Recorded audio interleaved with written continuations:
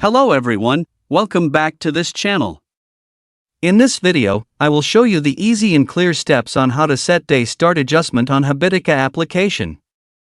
So how to set day start adjustment on Habitica application. Make sure you keep watching this video until the end. Let's get started right away. Firstly, open the Habitica app on your Android device. This is the initial screen of the Habitica app. Next, tap the three-line icon at the top left. And appears like this. Tap the settings icon.